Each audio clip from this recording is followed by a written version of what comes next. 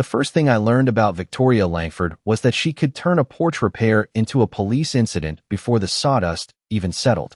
The cedar board was still warm under my palm when the sirens washed red and blue across my garage door at 7:18 on a Thursday evening. My table saw had just spun down, that thin metallic whine fading into the smell of fresh-cut wood, primer, and the coffee I had forgotten on the workbench 3 hours earlier. I was standing in my driveway wearing safety glasses on my forehead, carpenter pencil behind my ear, and a gray t-shirt dusted white from sanding, when two Cedar Hollow police cruisers rolled to a stop like I had been running some kind of criminal operation instead of replacing rotten porch steps on my own house. Across the street, Victoria stood beneath her perfect white mailbox, one hand pressed to her chest, the other holding her phone like a courtroom exhibit. Cream blazer, gold HOA pin, blonde hair sprayed so stiff the evening wind could not touch it. Even from 30 yards away, I could smell her perfume riding over the cedar dust, sharp and expensive, like flowers trying to cover bleach. Officer Daniels stepped out first, calm but careful, his hand resting near his belt, eyes moving from me to the stack of lumber, then to the yellow extension cord coiled beside the porch. His partner, a younger woman named Ruiz, glanced toward Victoria, who was already pointing at me with the confidence of someone who had rehearsed the scene in her mirror. She told them I had threatened her with construction equipment. She told them I was operating an illegal contractor yard out of a residential property. She told them children could not safely walk past my home because men like me did not respect community standards. Men like me. That phrase landed harder than the sirens. I had heard it before, dressed up different ways, always from people who thought a work truck in the driveway meant you belonged somewhere cheaper. I took one slow breath and tasted sawdust on the back of my tongue. My name is Ethan Caldwell. I am 43 years old, a licensed home inspector, and the kind of man who keeps every receipt, every permit, every email, and every photograph, because houses do not lie if you know where to look. Victoria did not know that yet. She did not know about the city permit sitting in my navy blue file cabinet. She did not know about the motion camera above my garage light recording every second. And she definitely did not know that the false 911 call she had just made, the one she thought would scare me into silence, would become the first signed nail in the coffin of her career. Officer Daniels asked me to step away from the tools, and I did, slowly, because when you are standing in your own driveway with police lights bouncing off your windows, pride becomes less important than staying calm. The gravel under my boots made that dry crunch I had always loved when I first bought the place. But that night it sounded like a clock counting down. I wiped my palms on my jeans, leaving pale streaks of cedar dust across the denim, and told him my permit was inside. Victoria made a soft little sound from across the street, the kind people make when they want a room to know they are offended without actually saying anything useful. Officer Ruiz followed me to the garage door, while Daniels stayed near the porch, looking at the lumber stacked neatly on two sawhorses. Nothing was blocking the sidewalk. Nothing was in the street. No chemicals. No crew. No customers. Just a tired man fixing his own front steps before his daughter came over for the weekend. That was the part Victoria never understood. This house was not an investment vehicle to me. It was not a listing photo, not a property value calculation, not another beige square on her Cedar Hollow sales map. It was the first place I bought after the divorce, a 1,200 square foot ranch with cracked shutters, a leaning mailbox, and a garage big enough for my tools. When I signed the papers, the air inside still smelled like old carpet and lemon cleaner. The backyard fence sagged 6 inches in the middle. The porch boards flexed under your feet like they were thinking about giving up. But my daughter Maddie walked into the small bedroom facing the maple tree and said, "Dad, I could put my desk right there." That was enough. I spent the next 8 months repairing the house one project at a time, after inspections, before dinner, on Saturdays when the neighborhood was still quiet and the sprinklers hissed like soft rain. My father had been a carpenter in Columbus for 37 years, and he taught me 2 rules before he taught me how to swing a hammer. Measure twice. Photograph everything. He said memories get fuzzy, people get nervous, and liars get creative, but a dated photo with a receipt attached has a spine. So I built my life that way. Permits in labeled folders. Work orders scanned. Material receipts clipped by month. Every repair documented before the first nail and after the last coat of stain. In the back corner of my garage sat a navy blue file cabinet with a dented top drawer and a brass key taped under the workbench. Most people would have called it obsessive. In my line of work, it was survival. Officer Ruiz watched me unlock it and pull the folder marked front porch repair. The paper smelled like printer ink and sawdust. I handed her the city approval, the material invoice, the neighborhood architectural request, and the email from Cedar Hollow confirming exterior repairs under 200 square feet did not require board review. She read it once. Then she read it again. Outside, Victoria's voice floated across the driveway, sweet as syrup and twice as sticky. I am only trying to protect this community. That was the first lie I ever heard her tell in person, but it would not be the last. Victoria Langford had a talent for making control sound like kindness. The next morning, before the dew had burned off the lawns, a cream-colored envelope waited under the clip on my front door.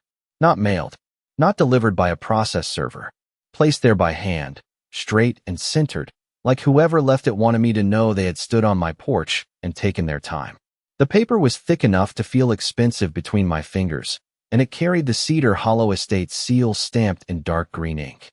I opened it at the kitchen counter while the coffee maker hissed beside me, and the first line told me everything I needed to know. Notice of immediate community concern. Not violation. Not warning. Concern. That was Victoria's favorite word. She used it the way other people used a lock. According to the letter, my work truck was an unauthorized commercial vehicle. My porch repair created visual disorder. My sawdust posed a potential environmental nuisance, and my presence after sunset with construction tools had caused distress to neighboring residents. Neighboring residents meant Victoria. It always meant Victoria. I looked out the kitchen window and saw her white Mercedes sport utility vehicle glide past my house at 8 miles per hour, slow enough for her to study my driveway, fast enough to pretend she was only passing by. Her Cedar Hollow magnetic door sign caught the morning sun. Victoria Langford Realty. Premium homes. Protected values. That was the whole performance in 4 words. Protected values. She had been president of the Homeowners Association for 7 years, unchallenged, because nobody wanted the job badly enough to survive her. She sold houses in the same neighborhood she governed, which should have made everyone nervous, but she wrapped every conflict of interest in pastel stationery and charity committee language until it looked respectable. The clubhouse walls were covered with her plaques. Top producer. Community leadership. Neighborhood excellence. Her smiling face appeared on bus benches, grocery carts, and glossy postcards that arrived every spring promising record home prices if residents maintained the Cedar Hollow standard. I learned her routine fast. At 7:15, she drove the main loop with a stainless travel mug in one hand and her phone mounted on the dash. At noon, she stopped at the clubhouse, where her perfume lingered in the hallway long after she left.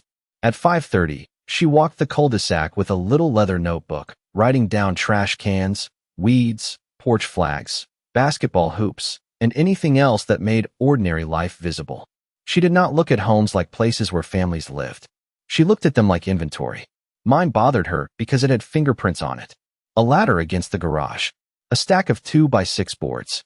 A work truck with Caldwell home inspections. Printed on the side. Clean, legal, and fully insured, but still a work truck. To Victoria, that was not a vehicle. It was evidence that someone with calluses had slipped through the gate. By noon, the second envelope arrived by email, this one copied to the entire board. Fine schedule pending review. $200 per day if the truck stayed visible. $500 if exterior activity continued without board supervision. Possible suspension of amenity privileges. I read the email twice, then opened the attachment. My stomach tightened, not from fear, but from recognition. The architectural approval form she claimed I had ignored was the same one Cedar Hollow had told me I did not need. Same title, different date, different footer. Somebody had edited the document after the fact. I printed it, clipped it to the original email from my folder, and slid both into the navy blue cabinet. The drawer closed with a metal click that sounded small at the time.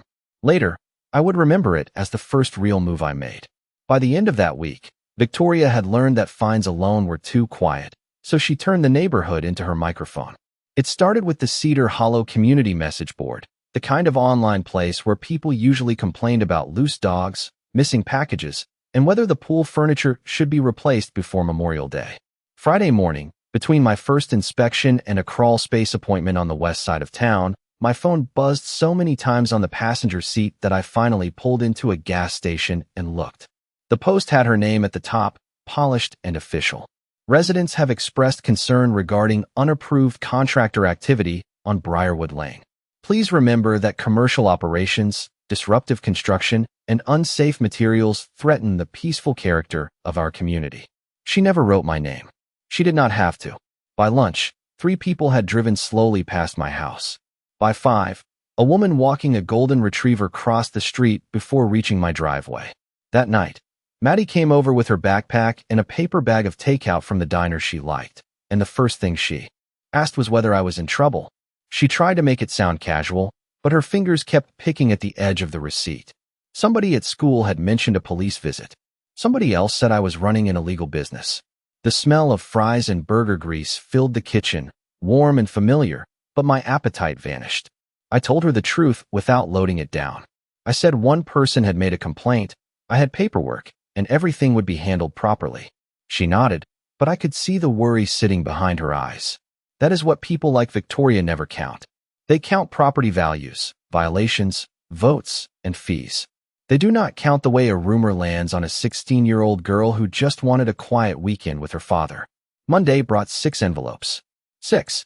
The mail carrier gave me an apologetic look as he handed them over, like the paper itself had weight. The fines totaled $3,800. $200 per day for the truck.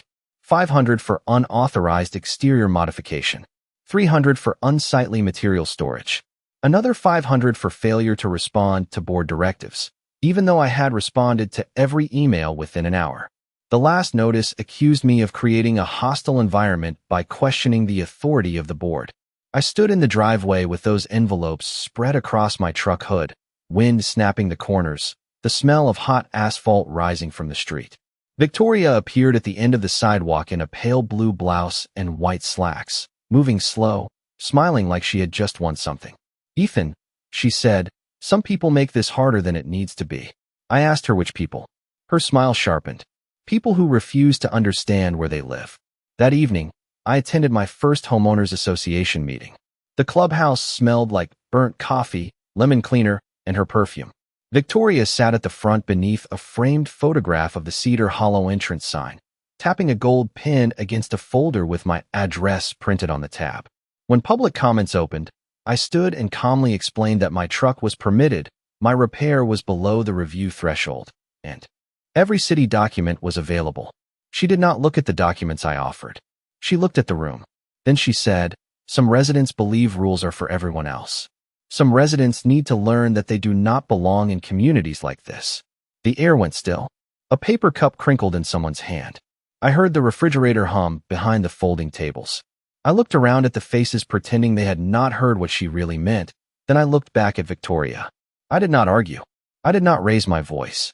I simply placed my folder back under my arm, walked to my truck, and drove home under streetlights that flickered across my windshield like a warning. In the garage, I opened the navy blue cabinet and started a new folder. I labeled it Langford. Then I wrote the date on the tab, clean and straight, because my father had been right. Liars get creative. So you make the paper boring, accurate, and impossible to ignore. The first thing I put in the Langford folder was not a violation notice. It was a list of cancellations. By Tuesday afternoon, for clients had postponed inspections without giving real reasons. By Wednesday, 2 more had gone silent. Thursday morning, a real estate agent I had worked with for 6 years called from her car, voice low, turn signal clicking in the background like she was counting down bad news. "Ethan," she said, "I know your work is solid, but people are hearing things." I asked what people. She paused long enough for me to hear road noise through the speaker. Cedar Hollow people. Victoria people. That was how her power worked. She did not need to send a formal letter when a whisper could do the same damage without leaving fingerprints. An hour later, a 1-star review appeared on my business page from an account with no photo and no service history. Unlicensed contractor operating out of his home. Unsafe. Police involved. I stared at those words while my coffee went cold beside the keyboard. The room smelled like burnt grounds and old wood dust. Outside, my work truck sat in the driveway, clean and legal, looking suddenly like evidence in a trial I had never agreed to join. I printed the review, saved the profile, took screenshots with timestamps, and slid them into the folder. Paper does not care whether your hands are shaking. Paper just waits. Maddie noticed before I wanted her to. That Friday, she sat at the kitchen table doing homework while I pretended to sort invoices. Her pencil stopped moving. She asked if her friends were right, if someone was trying to make me move. The refrigerator hummed between us. A dog barked 3 houses down. I wanted to tell her no, because fathers are supposed to make the world feel steady, but Cedar Hollow had already taught me what fake comfort was worth. So I told her someone was trying to scare me, and I was going to handle it the right way.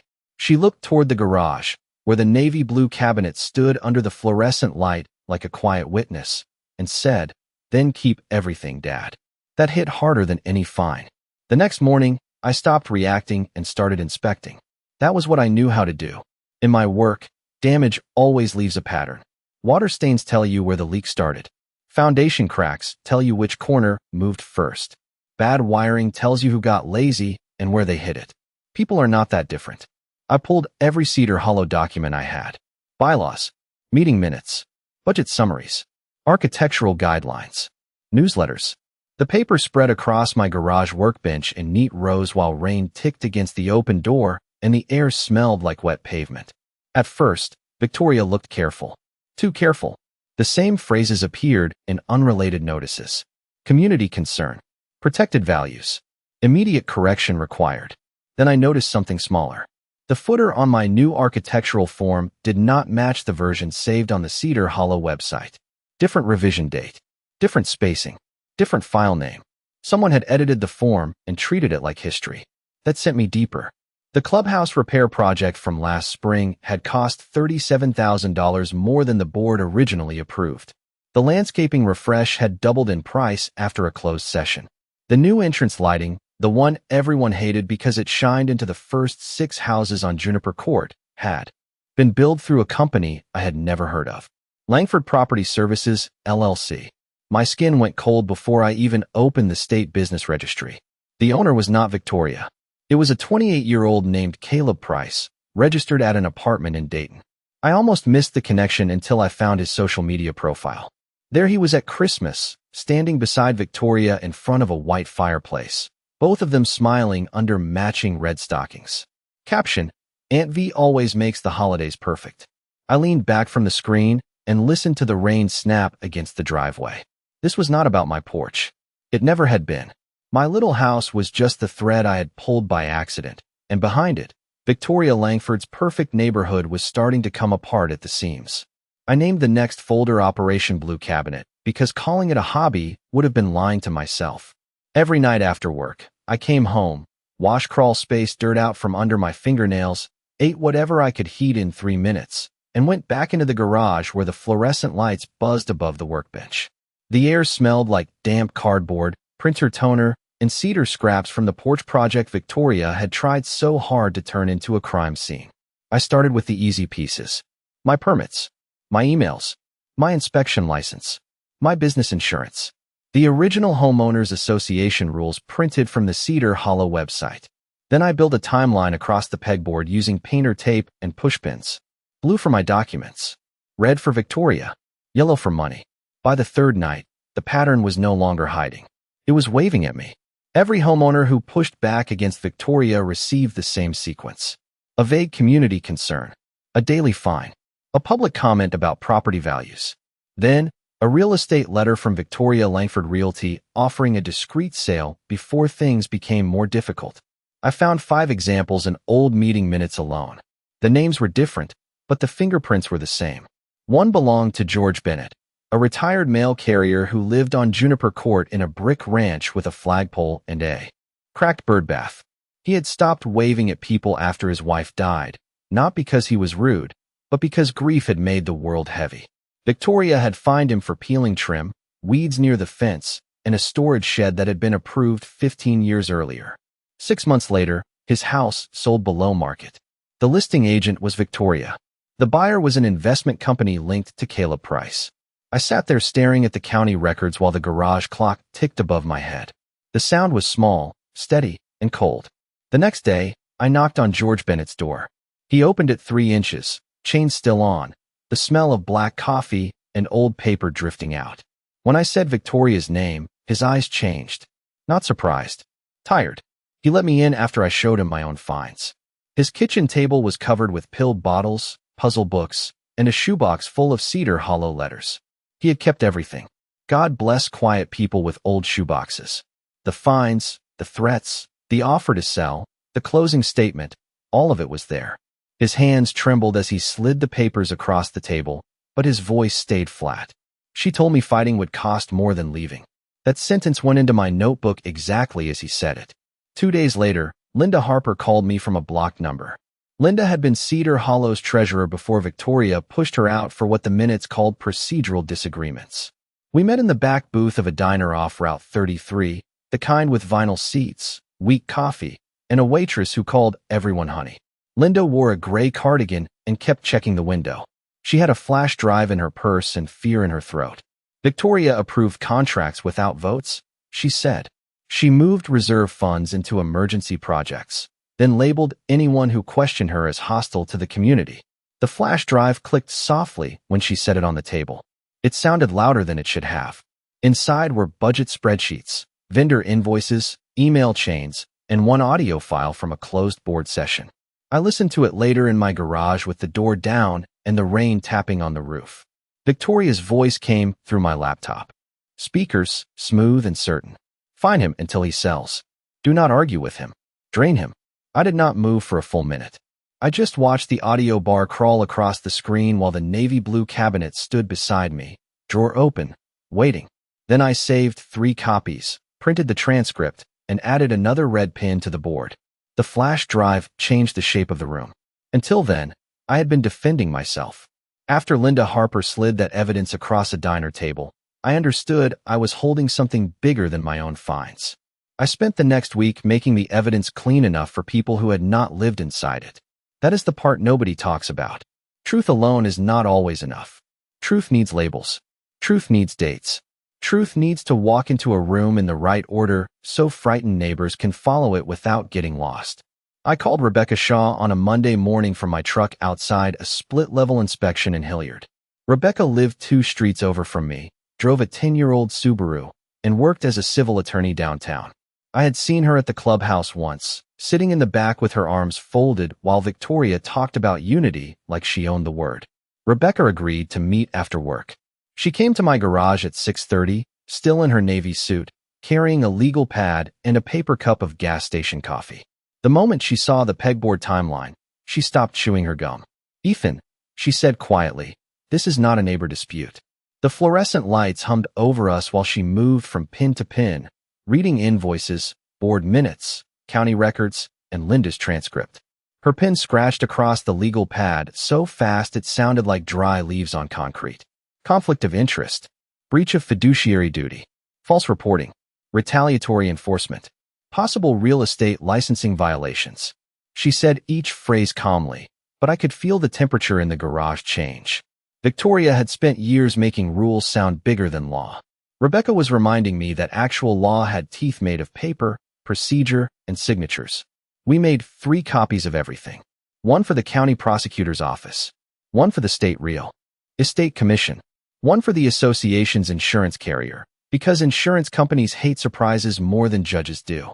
Rebecca told me not to confront Victoria privately. Let her choose a public room, she said. Let her perform. People like that always bring their own shovel. She did not have to wait long. On Thursday, a bright white envelope arrived by certified mail.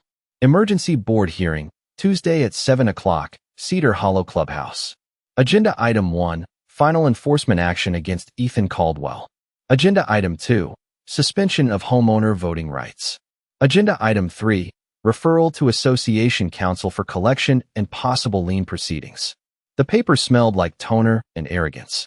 Victoria had given me exactly what Rebecca said she would. A public room, a microphone, a record. Tuesday evening came in cold and wet. Rain tapped against my windshield as I parked beside the clubhouse, where warm yellow lights spilled through the windows onto the sidewalk. Inside, the place was packed. Folding chairs scraped against the tile. Coffee burned in the back corner. Damp coats gave the room a wool smell. Victoria sat at the front table beneath the framed Cedar Hollow sign, gold pen in hand, cream blazer perfect, smile polished for witnesses. George Bennett sat in the second row, both hands wrapped around his cane. Linda Harper sat near the aisle, looking pale but steady. Rebecca stood beside me with a slim black binder tucked under one arm. Victoria opened the meeting by tapping the microphone. "No one is above community law," she said. Her voice floated over the room like perfume over bleach. A few people nodded because they were used to nodding. Then she turned toward me and invited me to explain why I believe the rules did not apply to my property. I stood up slowly. The chair legs whispered across the floor. My heartbeat was steady now. Not calm, exactly. Sharpened. I walked to the front with a small projector bag in one hand and the navy blue folder in the other. Victoria's smile flickered for half a second when Rebecca plugged in the projector. I set the folder on the table, heard the clean slap of paper against wood, and looked at the room. She thought she still controlled. "Funny," I said. I was about to ask the same question. The projector blinked once, then filled the clubhouse wall with the first document. Not a dramatic photo, not a video, just my city permit, plain black text on white paper, approved 2 weeks before Victoria called the police. A few chairs creaked as people leaned forward. I explained that my porch repair was legal, under the review threshold, and confirmed in writing by Cedar Hollow's own architectural committee. Then Rebecca clicked to the next slide. The same form appeared again. Only this one carried a later revision date and language that did not exist when my project began. The room got quieter. You could hear the rain ticking against the windows and the refrigerator motor behind the coffee table. Victoria smiled tightly and said administrative updates happen all the time. Rebecca did not look at her. She clicked again. My garage camera footage appeared, time-stamped at 11:46 at night, showing Victoria walking up my porch steps and placing a violation notice under the door clip long before any board vote had taken place. The gold pen stopped moving in Victoria's hand. I did not raise my voice. I walked them through the paper trail the way I would walk a buyer through a damaged foundation. Here is where the crack starts. Here is where the water enters. Here is where somebody painted over it and hoped nobody would look. The next slide showed the false police report summary, then my permit packet, then the officer's incident notes stating there was no threat, no unsafe condition, and no illegal business activity. Officer Daniels had written one sentence that landed like a hammer made of ink. Complaint appears to be civil in nature and unsupported by observed facts. Someone in the back whispered, "Are you kidding me?" Victoria's cheeks flushed pink beneath her makeup. She tried to interrupt, but Rebecca held up one finger and said the homeowner has the floor under your own hearing rules. That was the first time I saw Victoria trapped by a procedure she had written. Then came the money. The clubhouse repair invoice. The landscaping contract. The entrance lighting. Project. Langford Property Services, LLC. Caleb Price. State Registry Records. County Property Transfers. Listing Agreements. Commission Statements. Every slide was boring by itself, but together they made the room feel smaller around her. I showed the pattern without decorating it. George Bennett's fines. George Bennett's forced sale. The buyer tied to Caleb. Victoria's commission. Then 2 more homeowners. Then 3.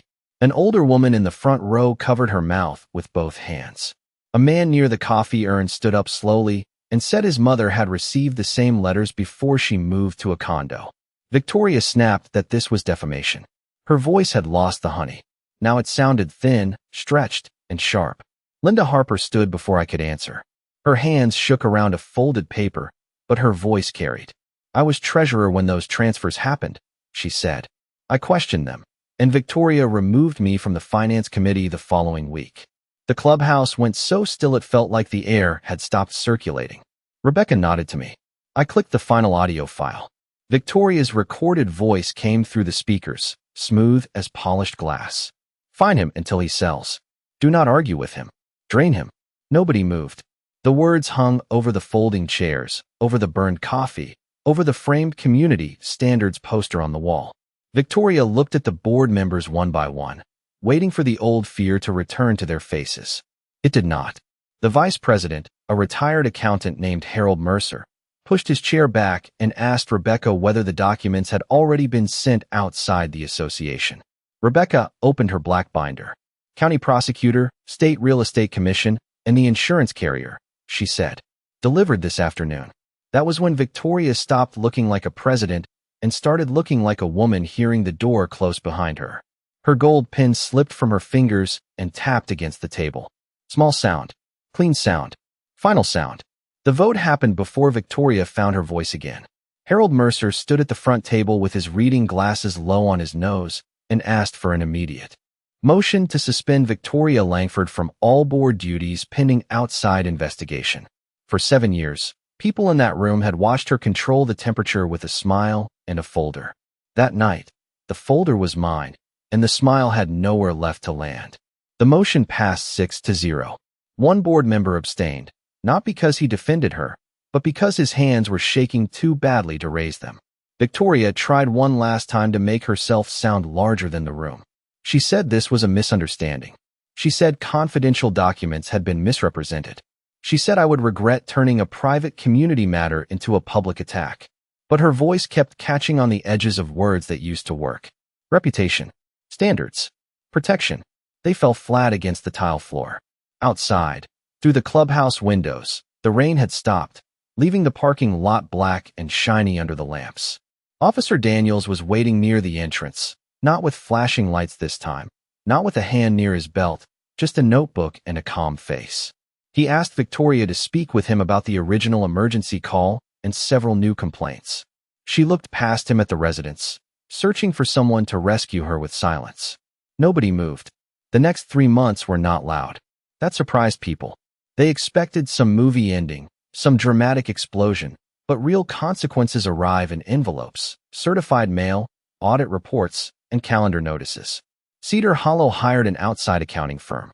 The reserve fund showed $148,000 in questionable spending over 3 years. The insurance carrier opened its own review. The county prosecutor requested records. The State Real Estate Commission suspended Victoria's license while investigators examined the forced listings, the hidden vendor relationships, and the commissions tied to pressured sales. Her face disappeared from bus benches first, then from grocery carts, then from the glossy postcards that used to promise protected values in raised gold lettering.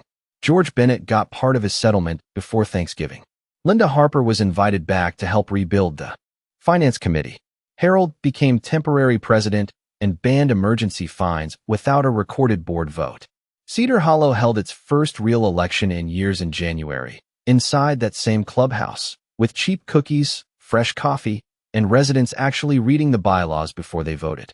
As for me, I finished the porch on a Saturday morning when the air smelled like thawing grass and clean lumber. Maddie held the new brass light while I connected the wires, and when it clicked on, warm and steady above the steps, she smiled like the house had finally exhaled. My work truck stayed in the driveway. My license stayed clean. The fake review came down. Some neighbors apologized. Others just started waving again, which was apology enough in a place like Cedar Hollow. I kept the navy blue cabinet in the garage, same dented drawer, same brass key taped under the workbench. On top of it, Maddie stuck a small white label with 4 words in black marker. Truth outlasts every lie. Victoria thought the law was something she could bend around people like me because everyone else had been too tired, too scared, or too polite to read it. I was not special. I was just patient. I kept the paper. I sorted it by date. And by the time she realized her own signature was the thing that would end her career, the drawer had already closed.